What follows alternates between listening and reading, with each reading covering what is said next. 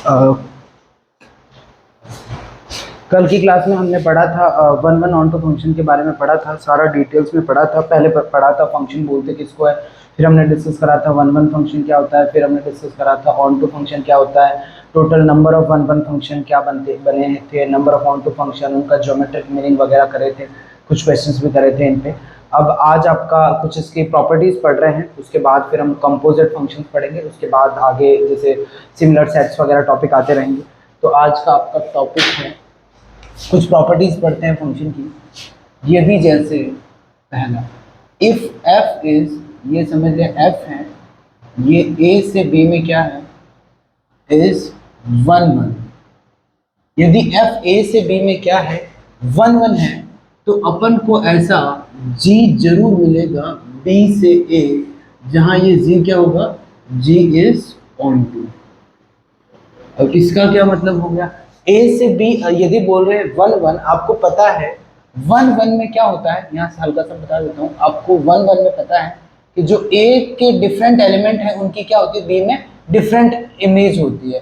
तो यहाँ से पक्का जो ए है इससे क्या ज्यादा होता है, आपको बी ज्यादा होता है, क्योंकि ए के हर एक अलग एलिमेंट की क्या होगी, अलग अलग इमेज होगी। साथ में इसमें कुछ एलिमेंट क्या हो सकता है, एक्स्ट्रा हो सकते हैं। उसका ऑपोजिट यहाँ पे अब आपको पता है बी ज्यादा है, और यहाँ पे जो ऑन टू फंक्शन होता है उसमें जो यहाँ पे आपका को डोमेन है ना, उसके हर एक एलिमेंट के लिए क्या चाहिए, आपको प्री इमेज चाहिए। तो यहाँ से, और यहाँ ए के डिस्टिंक्ट एलिमेंट की क्या होगी, डिस्टिंक्ट प्री इमेज होगी। तो यहाँ ए में जितने एलिमेंट है, जैसे 10 है तो 10 तो इसकी प्री इमेज होनी चाहिए, उससे ज्यादा चलेगा। तो ये सेम केस, यदि भाई यहाँ वन वन हुआ है मतलब बी ज्यादा है, तो ये इस हिसाब से आपको थोड़ा सा मैंने कार्डिनेटली से समझा दिया कि सेम केस है, तो यहाँ क्या हो जाएगा। अब थोड़ा सा इसको अच्छे से समझ लेते हैं। तो जैसे ए अपन ने ले लिया, यहाँ पे ए एलिमेंट ले लिया, ए में लेट कर लिया x1 x2 x3। पहले मैं बता रहा हूँ यहाँ पे ए से बी में क्या हो रहा है, वन वन हो रहा है। ये आपने बी समझ लिया, ये आपने ए समझ लिया, यहाँ कोई मैपिंग हो रही है एफ। अब देखो ए का समझ लिया, यहाँ मैप हो रहा है y1 पे, x2 दूसरा एलिमेंट समझ लिया y2 पे है, x3 तीसरा एलिमेंट क्या है, y3 में। अब यहाँ पे गिवन है कि f की कौन सी मैपिंग हो रही है, ये सॉरी कौन सा फंक्शन है, वन वन फंक्शन है। तो यहाँ जितने भी एलिमेंट होंगे उसके लिए अपन को यहाँ एक एलिमेंट मिल जाएगा। साथ में वन वन की प्रॉपर्टी है, इसके डिफरेंट एलिमेंट के लिए वहाँ क्या होगी, डिफरेंट इमेज होगी, पर यहाँ इसकी कार्डिनेलिटी क्या हो सकती है, ज्यादा हो सकती है। तो समझ लिया यहाँ पे क्या होगा, कुछ एक्स्ट्रा एलिमेंट्स मिल गए आपको यहाँ पे, तो कोई दिक्कत नहीं। अब दूसरा ये अपन ने क्या पढ़ा, ये पहला आपका हो गया एफ, ये हमने दिखाया है ए से बी में क्या वन वन दिखाया है ए से बी में।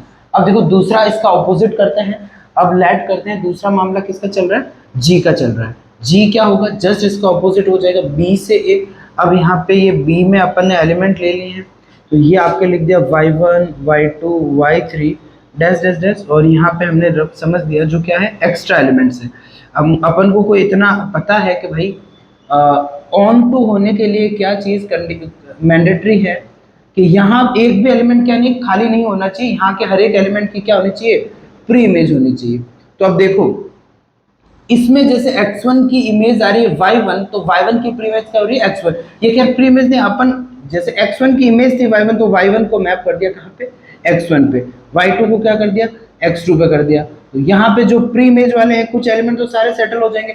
अब यहाँ जो एक्स्ट्रा एलिमेंट थे इनकी प्री इमेज थी नहीं, तो अब इनका क्या करेंगे, अब इनका अपन की मर्जी, अपन चाहें तो सारे एलिमेंट कहाँ मैप कर दें, x1 पे कर दे, भले x2 पे कर दे, भले कुछ x1 पे कर दो कुछ x2 पे कर दो, कोई दिक्कत थोड़ी है। यहाँ वाला तो एक भी एलिमेंट खाली नहीं रहा, तो इस हिसाब से ये आपका क्या हो जाएगा, ऑन टू। अब इसको लिखते कैसे, थोड़ा मैथ्स की लैंग्वेज में लिख सकते हैं। जैसे आपका g फंक्शन हो रहा है क्या, b से a में हो रहा है, तो यहाँ से ये समझ लिया gy है, तो कुछ gy आपको मिल रहे हैं क्या, ये समझ लिया कि जो x मिल रहा है, चलो xi ले लो, xi मिल रहा है, और यहाँ पे किस हिसाब से, y इक्वल्स टू fx में। ये वो x है कि जहां यहाँ लिखा था ना भाई, ये जो x आया था उससे x की जो इमेज बनी है ना वहां वाले, तो यहाँ वो xi आएंगे जिनकी मतलब यहाँ जैसे x1 की इमेज y हुई है ना, तो प्री इमेज वाले एलिमेंट आ जाएंगे सारे। अब दूसरा यहाँ पे जो y है ना, ये किस में बिलोंग करेगा, ये बिलोंग करेगा fa, मतलब इसका जो रेंज सेट है उस वालों को तो अपन ने x लिख दिया भाई, जिस जिसकी इमेज थी उसका प्री इमेज पे अपन ने मैप कर दिया नया बना के। अब यहाँ पे दूसरे हैं, यहाँ पे वो y लेने हैं जिनका मतलब y मतलब इसके एलिमेंट जो किसके नहीं है, एफ ए में है नहीं, मतलब जिनकी प्री इमेज है ही नहीं, तो इसको अपन मैप कर लेते हैं x1। भले यहाँ कोई फिक्स नहीं है कि आपको x1 पे ही करना है, हो सके आप x2 पे कर दो, x3 पे कर दो, कुछ x1 पे कर दी, कुछ x2 पे कर दी। ओवरऑल अपनी बात ये हो गई कि यहाँ है ना कोई भी एलिमेंट खाली नहीं बचा, तो ये क्या हो गया आपका ऑन टू फंक्शन हो गया। अब दूसरा इसका, ये आपकी फर्स्ट आज की थी। अब देखो सेकंड करते हैं। यदि हम बोले f है वो a से b में क्या है, ऑन टू है, a से b में क्या है, यहाँ पे ऑन टू है, तो इसका मतलब क्या है कि f यदि a से b में 1 1 है ना, तो हमें ऐसा फंक्शन जरूर मिलेगा b से a में जो क्या होगा, ऑन टू होगा। अब यहाँ अपन क्या बोल रहे हैं, a से b में क्या है, ये आपका फंक्शन है ना f इज, ये लिख दिया f इज ऑन टू है, तो यहाँ पे एक ऐसा फंक्शन जरूर मिलेगा g जो क्या होगा b से a में होगा, और ये क्या होगा बताओ, उल्टा हो जाएगा, ये आपका हो जाएगा 1 1 हो जाएगा, जस्ट ऑपोजिट है उसका। अब देखो यहाँ पे ऑन टू का क्या मतलब हो गया, चलो पहले ये मैपिंग करते हैं अपन। तो ऑन टू का मतलब हो गया, ये यहाँ ले लिया a, यहाँ दूसरे एलिमेंट ले लिया अपन ने किसके, b के एलिमेंट ले लिए, a के एलिमेंट लेट कर लिए वही। अब देखो ऑन टू की कंडीशन क्या होती है कि यहाँ का हर एक एलिमेंट होगा उसकी क्या होगी, प्री इमेज जरूर होगी यहाँ से, और दो एलिमेंट की इमेज सेम हो सकती है, कोई दिक्कत नहीं है। अपन ने जो वो ज्योमेट्रिकल मीनिंग समझा था वहां पे डेफिनेशन लिखी थी, a line passing through codomain and parallel to domain must intersect the curve y equals to fx at least once, at least one times करते उस y के लिए आपको x मिल जाएगा, दो बार करेंगे तो सेम y के लिए क्या मिल जाएगा, 2x मिल जाएंगे, कोई दिक्कत नहीं है। तो ये समझ लिया x11 x12 x13, ये मतलब समझ लो उन x का ग्रुप है जो कहाँ पे मैप हो रहा है, y1 पे मैप कर, हो सकता है एक x के लिए अपन को इतना वो सोचना नहीं है। यहाँ पे दूसरा समझ लिया क्या, x21 x22, ये उनका ग्रुप है जो लेट कर लिया कहाँ पे, y2 पे मैप कर रहा है। अब ऐसे ऐसे चीजें चल रही है, मतलब यहाँ कुछ भी क्या नहीं है, खाली नहीं है। वैसे चलो पहले मैं आपको ये थोड़ा जो कार्डिनलिटी होती है उसके हिसाब से समझा देता हूँ।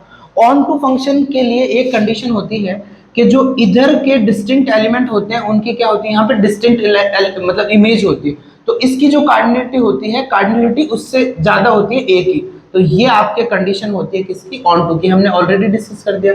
और 1 1 में आपको पता है किसकी, इधर वाले से किसकी ज्यादा होनी चाहिए, ए की ज्यादा होनी चाहिए, तो वही बात यहाँ हो रही है, बी से किसकी ज्यादा, तो सेम ही चीज है, तो ये देखो ये, तो आपका कंडीशन तो हो गया उसमें सेटिस्फाइड, तो इस हिसाब से बोल सकते हैं। और दूसरा अभी यहाँ समझ लेते हैं थोड़ा, तो यहाँ पे दूसरे एलिमेंट को समझ गए ना, तो अब यहाँ पे ये आपने मैपिंग डिफाइन करी एफ, जो क्या है, ये आपकी मैपिंग है, यहाँ लिख देता हूँ, let's say this is mapping, F हो गया, ए से बी हो गया, एंड ये क्या है, ये आपके है ऑन टू है, ठीक है, देख रहे हो ऑन टू है। अब यहाँ पे इसका ऑपोजिट जो यहाँ ही कर देते हैं अपन, एक और मैपिंग ले लेते हैं, वो जी है जैसे लिया है, और ये क्या हो गया, बी से ए में ले लिया, और आपको ये दिखाना है कि ये क्या है, 1 1 है, तो यहाँ जो बी के एलिमेंट होंगे, तो ये ले लिया आपने बी के एलिमेंट। अब अपन को पता है कि जो y1 y2 है ना, हर एक एलिमेंट के लिए इधर कुछ ना कुछ जरूर है, तो यहाँ पे लिख दिया y1 है, y2 है, y3 है, y4 है, डैश इधर एलिमेंट है यहाँ b के, ये b से a में हो रही है, इधर ले लिया क्या आपने a ले लिया, तो a में एलिमेंट, ये तो सारे एलिमेंट है आपके पास, x1 x2 बहुत बहुत सारे एलिमेंट है, हो सकता है एक एलिमेंट 3 पे मैप करे। अब देखो y1 है वो x11 x12, मतलब समझ लिया ना, जैसे यहाँ मैंने एग्जांपल लिया, तीन एलिमेंट एक पे मैप कर रहे हैं, तो तीन में से कोई एक उठा लो, क्या टेंशन है भाई, एक हर एक इसके लिए एक न एक एलिमेंट तो यहाँ मिलेगा ना, तो हमने समझ लिया कि ये कहाँ पे मैप हो रहा है, x11 पे हो रहा है, ये कहाँ पे समझ लिया, ये x21 पे, तो समझ रहे हो ना, तो हर एक यहाँ के एलिमेंट के लिए एटलीस्ट एक एलिमेंट ऐसा जरूर मिल जाएगा, तो उस केस में अपन की क्या बन गई, बात बन गई, यहाँ कुछ एक्स्ट्रा एलिमेंट होंगे तो पड़े रहेंगे अपन को क्या, तो ये आपके उस केस में अपन क्या बोलते हैं, आपका हो गया ऑन टू हो गया। देखो ऐसे थोड़ा बना, ये सारी चीजें बताना काफी इजी होता है, पर सेट जब अनकाउंटेबल हो तो उनकी इंडेक्सिंग पॉसिबल नहीं होती है। जैसे यहाँ पे तो हमने क्लियरली देख लिया कि अरेंज कर, जैसे काउंटेबल सेट होता है ना, उसमें एलिमेंट को अरेंज कर सकते हैं, तो ये समझ लिया कि एलिमेंट को अरेंज करा, यहाँ पे मैप हो रहा है। तो यदि ये सेट क्या हो, यहाँ पे आपके अनकाउंटेबल हो, तो अनकाउंटेबल में उसकी क्या होती है, इंडेक्सिंग नहीं कर पाओगे, तो यहाँ पे फिर उसका केस ले लेते हैं एक बार। तो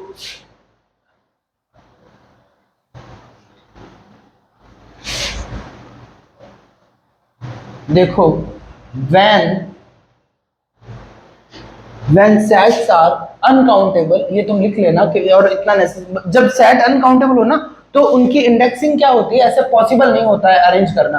तो उस केस में अपन क्या ले लेते हैं, let S be any relation, एक रिलेशन फॉर्म करते हैं, एक एनी रिलेशन ऑन ए, जो ए है इस पे एक रिलेशन फॉर्म करा है। कैसे करा है कि एस में हमने समझ लिया कोई एलिमेंट है x1 और x2, दो एलिमेंट है, और वो किस हिसाब से है कि समझ लिया f(x1) है वो क्या है f(x2), मतलब समझे। तो ये दो अलग एलिमेंट है जो कहाँ पे मैप हो रहे हैं, ये एक ही एलिमेंट पे मैप हो रहे हैं। तो यहाँ पे आपको पता होगा कि ये जो s का रिलेशन है ये क्या है, इज एन इक्विवेलेंस रिलेशन। जो ये रिलेशन है ना, इक्विवेलेंस रिलेशन है। अब इक्विवेलेंस रिलेशन क्या होता है, ये आपने जो क्लासेस में जैसे ग्रेजुएशन में 11th 12th में पढ़ा होगा। इक्विवेलेंस होता है जो रिफ्लेक्सिव होता है, मतलब खुद का रिलेशन खुद के साथ, और रिफ्लेक्सिव होता है सिमेट्रिक होता है, जो ए का रिलेशन बी से है वही बी का ए के साथ हो जाए। ट्रांजिटिव, ए का रिलेशन बी के साथ, बी का रिलेशन सी के साथ, तो वापस ए का रिलेशन किसके साथ, सी के साथ हो जाए। तो ये तीनों जब रिलेशन हो जाए तो उसको बोल सकते हैं इक्विवेलेंस रिलेशन है। यहाँ देखो जैसे इन दो एलिमेंट के लिए ये इक्वल होने चाहिए, तो यहाँ x1 और x1 लेते तो खुद के इक्वल होता, और यदि मैंने ले लिया x1 x2, ये दोनों इक्वल है तो फिर x2 और उल्टा करने से क्या होता, फिर भी सेम रहता। और ट्रांजिटिव में क्या, x1 और x2 दो एलिमेंट लिए, फिर x2 और x3 लिया, तो fx1 और fx2 इक्वल है, fx2 और fx3 इक्वल है। तो आपको पता है x1 और x3 होंगे, वो भी तीनों एलिमेंट क्या हो जाएंगे, इक्वल हो जाएंगे। तो बोल सकते हैं ये s अपने क्या, थोड़ा बस उसको ढंग से लिखना है, बाकी ऐसा कोई चीजें वो सेम ही है। तो यहाँ पे ये क्या होगा, इक्विवेलेंस रिलेशन हो गया। तो अब है ना अपन क्या करते हैं, क्लास फॉर्म करते हैं किसकी, x की। तो यहाँ पे ये सारे एलिमेंट लिए अपन ने, जैसे xi ले लिए, सच दैट इसमें कौन से xi है कि ये सारे समझ लिए जो x के इक्वल वाले एलिमेंट ले लिए, समझ गए ना। जैसे ये x1 x2 जो इक्वल वाले एलिमेंट है वो यहाँ एक क्लास फॉर्म कर दिया उनकी। तो यहाँ पे हम बोल सकते हैं, चलो मैं डायग्राम भी बना देता हूँ, बाकी वैसे डायग्राम सेम ही है, बनाने की जरूरत भी नहीं है। तो हमने समझ लिया कि ये उस x की क्लास है जिसमें क्या है, सेम एलिमेंट है। तो अपन को पता है कि हर एक जो x की सेम एलिमेंट की क्लास, मतलब ये f(xy) का मतलब ये y की वैल्यू है, ये y की वैल्यू। तो हमने उन सारे x को साथ लिया है जिनमें y की वैल्यू क्या है, 1 है, तभी ये सारी चीजें 1 होगी।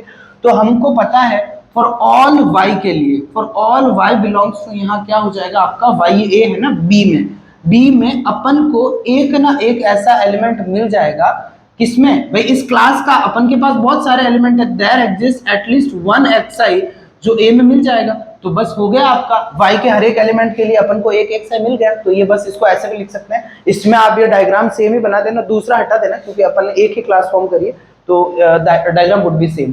तो अब देखो यहाँ पे हमने ये फंक्शन की दो प्रॉपर्टीज पढ़ ली है इंपॉर्टेंट। पहली प्रॉपर्टी क्या है कि यदि f है a से b में क्या 1-1 रिलेशन फॉर्म करता है, तो वापस एक दूसरा फंक्शन हम फॉर्म कर पाएंगे b से a में, जो क्या होगा, ऑन टू होगा। इसको सिंपल सा भले ऐसे नहीं समझो तो आप कार्डिनलिटी से भी इसको समझ सकते हो और याद भी रख सकते हो, तो वो सेम ही चीज होगी। अब दूसरा, यदि f a से b में क्या है, ऑन टू फंक्शन कर रहा है, तो एक फंक्शन अपन नया फॉर्म कर पाएंगे जो b से a में होगा, और वो क्या हो जाएगा, 1-1 हो जाएगा। अब वापस अपन कंपोजिट फंक्शन समझ रहे हैं थोड़े, वही कंपोजिट फंक्शन जिनके बारे में आपको थोड़ा बहुत ब्रीफ आइडिया पहले की क्लासों में हो रखा है। तो कंपोजिट फंक्शन वही होते हैं कि जैसे दो फंक्शन को कंबाइन कर दिया है साथ में, जैसे एक का जो आपको मिलता है कोडोमेन, वो दूसरे फंक्शन के लिए डोमेन का काम करता है। तो पहले तो मैं थोड़ा आपको ब्रीफली समझाऊंगा कि कंपोजिट फंक्शन होते क्या है, जैसे सबको पता होना चाहिए। अब देखो कंपोजिट फंक्शन, उसके बाद अपन क्या कर लेंगे, उनकी प्रॉपर्टीज पढ़ लेंगे। तो यहाँ पे पहले अपन डिस्कस करते हैं कंपोजिट फंक्शन। कंपोजिट फंक्शन ज्यादा डिटेल में नहीं, सिंपल सा बताऊंगा। यदि f है, ये a से b में कोई फंक्शन है, ठीक है, ये क्या है आपको पता है, डोमेन है, ये क्या है, कोडोमेन है, इधर से कोई मैपिंग हो रही है, और यहां से ये g ले लिया, ये b से क्या c में कोई फंक्शन फॉर्म कर रहा है। तो मतलब इसका जो डोमेन से ये कोडोमेन है, अगले वाले सेट के लिए इसका कोडोमेन कैसे काम कर रहा है, डोमेन का काम कर रहा है। तो यहां से एक GOF फंक्शन फॉर्म होता है, इसके अंदर ये समझ लिया ना, ये इसका मतलब होता है g ऑफ x का मतलब g के अंदर आपने क्या रखा, fx रखा। इसका मतलब ये होता है कि भाई यहाँ जो g है उसके अंदर fx रखा। fx होता क्या है, एफ एक्स यूं देखो तो ये क्या किसकी वैल्यू है, ये वाई की वैल्यू है। तो समझ गए ना भाई, जी के अंदर आपको भाई यहाँ x रखोगे तो y मिलेगा, फिर यहाँ इस वाले में क्या y रखना है तो मिलेगा क्या, वैसे z मिलेगा। इसको आप बोल सकते हो कि क्या मिलेगा, z मिलेगा। ये कंपोजिट फंक्शन का मतलब हो गया। इसको वैसे ही ऐसे थोड़ा डायग्राम से भी समझा सकना है, ये a है, ये b है, ये c है। तो कंपोजिट फंक्शन इसको शॉर्ट में लिखे तो ये g ऑफ होता है, ये क्या होता है, a से सीधा किस में होता है, c में। मतलब इसमें पुट यहाँ क्या होगा, x के एलिमेंट ही होंगे, a के एलिमेंट होंगे, जो मिलेगा वो क्या मिलेगा, c मिलेगा। ऐसे आपको समझा दो थोड़ा सा, ये समझ लिया a है और ये समझ लिया यहाँ से क्या चल रहा है, ये b है और यहाँ तीसरा एलिमेंट क्या चल रहा है, c चल रहा है। तो यहाँ पे तीसरा जो फंक्शन है ये क्या चल रहा है, ये आपका c है। तो यहाँ से a से b में ये आपका फंक्शन है और वापिस यहाँ g हो रहा है क्या, ये b से c में हो रहा है। तो वापिस a से c में सीधी जो मैपिंग हो जाए ये आपका क्या होता है, GOF होता है, जो a से सीधी क्या मैपिंग होती है, c में। ये कंपोजिट फंक्शन होता है। मतलब जैसे ये a जो f फंक्शन है ना उसका को डोमेन है, ये g के लिए क्या काम करेगा, डोमेन का काम करेगा। और फिर ये वापस पूरा होगा, ये डोमेन होगा GOF का और ये उसका क्या होगा, को डोमेन होगा। तो ये आपका कंपोजिट फंक्शन हो गया। आई होप आपको कंपोजिट फंक्शन का आइडिया होगा। तो यहाँ पे अब अपन पढ़ लेते हैं properties of composition function. Properties of composite function, simple सी प्रॉपर्टीज है भाई। अपन f और g के बारे में जानते हैं, तो भाई इसके बारे में क्यों नहीं जाने। तो सिंपल सा एक पहले टॉप पे लिख देते थोड़ा, f a से b में हो रहा है और वापस g है वो क्या हो रहा है, b से c में मैपिंग हो रही है। तो यहाँ पे आपको पता है कंपोजिट फंक्शन जो GOF होगा उसमें मैपिंग होगी a से c में। तो आई होप इसमें किसी को दिक्कत नहीं है। अब देखो पहला इसमें सीक्वेंस बना के चलते हैं। पहला अपन बोलते हैं यदि f एंड g आर 1 1, जो f है और g है वो दोनों क्या है, 1 1 है। तो आप क्या बात बोल सकते हो, आप बोल सकते हो कि जो GOF है इज ऑल्सो 1 1। समझ गए कि भाई f जो फंक्शन है, g है, वो दोनों क्या है, 1 1 है। तो GOF भी क्या होगा, यहाँ पे 1 1 होगा। अब इसको प्रूफ कैसे करें। अब आपको पता है 1 1 के लिए सिंपल सी बात है कि यदि आपने ले लिया x1 और x2 कोई दो एलिमेंट ले लिए, जैसे यहाँ पे यदि आपने GOF लिए, उसके दो एलिमेंट ले लिए x1 और ये GOF के दो एलिमेंट क्या ले लिए, x2 ले लिए। मतलब ये बेसिकली ये क्या है, ये आपका z एलिमेंट है, क्योंकि आपको पता है ना GOF में यहाँ पुट करोगे x और मिलेगा, जैसे x पुट करा ना तो g के अंदर fx पुट होगा, मतलब y पुट होगा, y से क्या मिलेगा, z मिलेगा। तो इसके दो एलिमेंट ले लिए इक्वल और उससे वापस f के भी दो एलिमेंट क्या आ गए, इक्वल आ गए, तो अपनी बात बन जाएगी।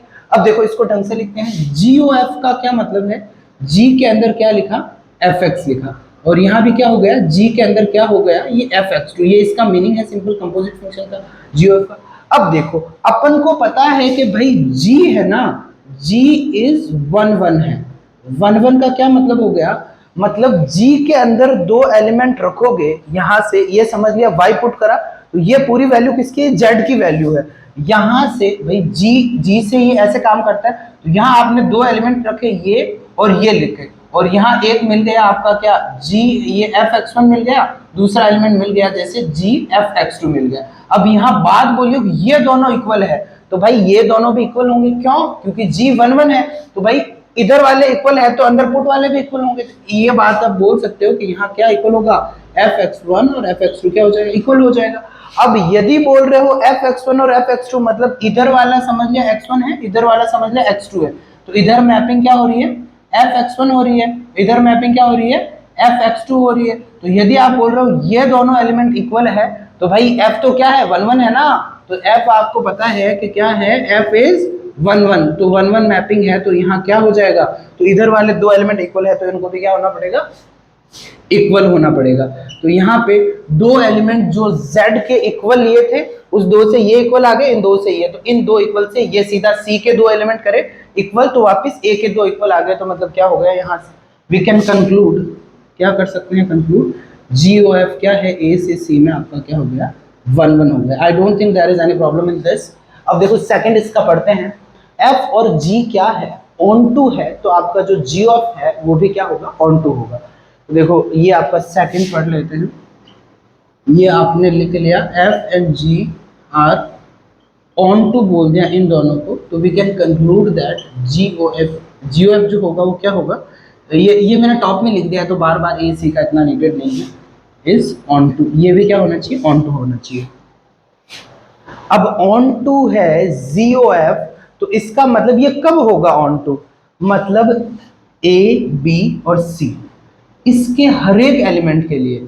यहाँ पे एलिमेंट क्या लेट कर लिया अपन ने, यहाँ समझ लिया अपन ने एलिमेंट अपने पास है क्या, Z1 Z2 समझ लिया, यहाँ Y1 Y2 समझ लिया, यहाँ X1 है तो इट्स फाइन, यहाँ समझ लिया अपन ने Y1 Y2 ऐसे Y के एलिमेंट है, यहाँ समझ लिया Z1 Z2 ऐसे एलिमेंट है, ये चल रहा है।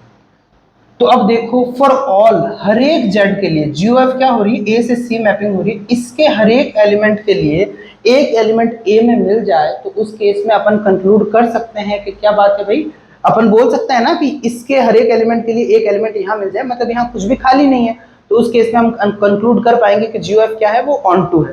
तो यहाँ ले लिया लेट, कोई एलिमेंट लिया Z लिया जो किसका है बताओ, वो आपने ले लिया इसका GOF का, चलो G का एलिमेंट है, ठीक है, या फिर आपको पता है GOF का और G का सेम एलिमेंट है, क्योंकि GOF का भी कोडोमेन ये है और G का भी वापस कोडोमेन क्या है, ये है।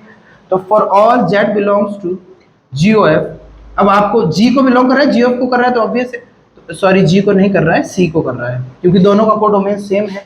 तो यहाँ पे हर एक Z यहाँ पे C के एलिमेंट के लिए देयर एग्जिस्ट अपन को Y मिल रहा है, कहाँ पे मिल रहा है Y बताओ, Y B में मिल रहा है, क्यों मिल रहा है, यहाँ सिर्फ G देखो, G आपको पता है गिवन है कि G क्या है, ऑन टू है, तो यहाँ हर एक Z1 के लिए यहाँ पे Y1 मिलेगा, Z2 के लिए Y2 मिलेगा, तो इधर के हर एक एलिमेंट के लिए यहाँ क्या मिल जाएगा, ये मिल जाएगा। और कैसे मिलेगा, सच दैट ये G, सॉरी F नहीं, यहाँ G होगा, ये G और ये Y इक्वल टू क्या आ जाएगा, Z आ जाएगा, कोई दिक्कत नहीं। अब आपको पता है, यहाँ से इसको थोड़ा घुमाते हैं, आपको पता क्या है कि यहाँ पे हर एक वाई बी में, ये हर एक बी के एलिमेंट के लिए एक यहाँ एलिमेंट एक्स में मिल जाएगा, क्या मिल जाएगा आपका, एक एलिमेंट एक्स मिल जाएगा, कहाँ पे ए में, सच दैट ये क्या हो जाएगा, एफ के अंदर यदि आप पुट करोगे किस हिसाब से मिलेगा, एफ एक्स इक्वल टू क्या मिल जाएगा, वाई मिल जाएगा। तो मतलब हम स्टार्ट हुए, हमने Z लिया C का एलिमेंट, तो उसके लिए क्योंकि G क्या है, ऑन टू फंक्शन है, तो हमें ये क्या मिल रहा था, Y मिल रहा था B में, क्योंकि G ऑन टू फंक्शन है। फिर वापस F भी क्या है, ऑन टू फंक्शन है, तो ये F तो क्या है, A से B में डिफाइन है, तो इसके हर एक एलिमेंट के लिए एक एलिमेंट कहाँ मिल गया, A में मिल गया। तो हर एक आपका common Z equal to C से वापिस ये कहाँ मिल गया, X इक्वल टू A में मिल गया। तो जो कंपोजिट फंक्शन है GOF A से C में, तो वो आपका क्या हो गया, ऑन टू फंक्शन हो गया। तो आई होप इसमें आपको कोई दिक्कत नहीं है। तो पहला पॉइंट, अब देखो थर्ड इसका प्रूफ करते हैं, वो अपने सेम हो जाएगा क्योंकि फर्स्ट और सेकंड को मिला देना है। तीसरी आपकी प्रॉपर्टी क्या होगी, अब देखो फर्स्ट आपने समझा है कि F और G क्या है, 1 1 है, सेकंड क्या है, ये दोनों ऑन टू है, तो GO भी क्या होगा, 1 1 होगा और GOF क्या होगा, ऑन टू होगा। तो थर्ड इन दोनों को कंबाइन करते हैं, F एंड G ये दोनों फंक्शन है, ये क्या है, 1 1 एंड ऑन टू, ये दोनों है। तो यहाँ पे आपका क्या होगा, GOF लिखते हैं, GOF क्या हो जाएगा, GOF इज ये 1 1 ऑन टू। 1 1 ऑन टू को जैसा कि मैंने बताया था, हम क्या बोलते हैं, 1 1 ऑन टू को बाइजेक्टिव फंक्शन भी बोलते हैं, बाइजेक्शन भी बोलते हैं। तो अब देखो इसको है ना, इसको प्रूफ करना ही नहीं है क्योंकि F 1 1 ऑन टू है, मतलब F क्या है, 1 1 है, G भी क्या है, दोनों के लिए, तो F और G दोनों 1 1 है, तो अपन का पहला GOF 1 1 हो जाएगा, और F और G दोनों क्या है, ऑन टू है, तो ये GOF क्या हो जाएगा, ऑन टू हो जाएगा। तो ये तो आपके सीधा ही प्रूव हो गया। अब कंपोजिट फंक्शन के नेक्स्ट जो तीनों प्रॉपर्टी होगी, उनमें जैसे पहला होगा कि भाई GOF दे रखा है, वो आपका 1 1 ऑन टू है, तो उसमें F होता है, वो क्या होता है, 1 1 होता है। सेकंड प्रॉपर्टी होगी GOF है, वो क्या है, ऑन टू है, तो उसमें जो G होता है वो क्या होता है, ऑन टू होता है। फिर उसको भी हम ऐसे ही कंबाइन कर देंगे कि भाई GOF है वो 1 1 ऑन टू है, तो उससे अपन कंक्लूड कर सकते हैं F क्या होगा, 1 1 होगा, और G क्या होगा, ऑन टू होगा। तो वो तीन अपन नेक्स्ट क्लास में करेंगे। Let's call it a day.